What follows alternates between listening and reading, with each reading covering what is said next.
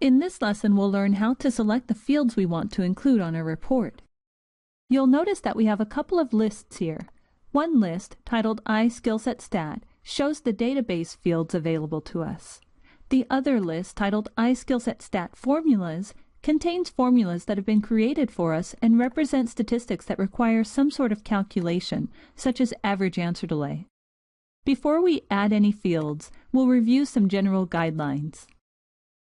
First, the timestamp field must be added to every report that you create. It displays the date and time for each record. Second, if you are creating a report that will be used to show 15-minute intervals, you'll also need to include the time field. Both of these fields can be found on the database fields list. Third, any statistics that are a simple peg count, such as the number of calls answered or calls abandoned, should be selected from the database field list. Fourth, any statistics that require some sort of calculation should be selected from the formula list. Fifth, any statistics that are represented in time format should be selected from the formula list so that they will appear formatted as hours, minutes, and seconds. These same time statistics are available from the database fields list, but they're formatted as a number of seconds. And lastly, any fields that will be used for grouping must also be added to the report, but they can come from either list. Fields used for grouping are typically things like agent name, skill set name, or application name, depending on the type of report you're creating. So the first field we'll add to the list is the timestamp field from the database field list. We're going to create this report so it can be run with daily, weekly, or monthly data, but not intervals, so we won't add the time field at this time. We can always create another copy of the report to be used for interval reporting, and then we would add the time field.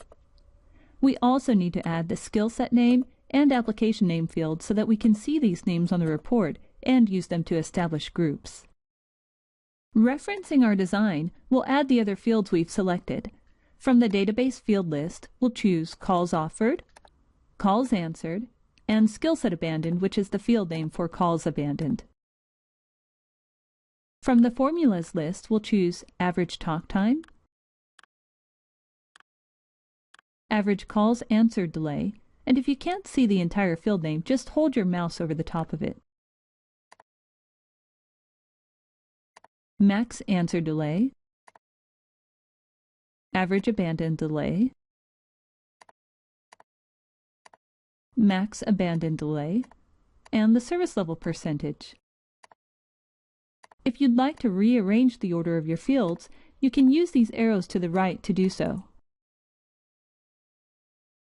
When you're satisfied with your list, click Next.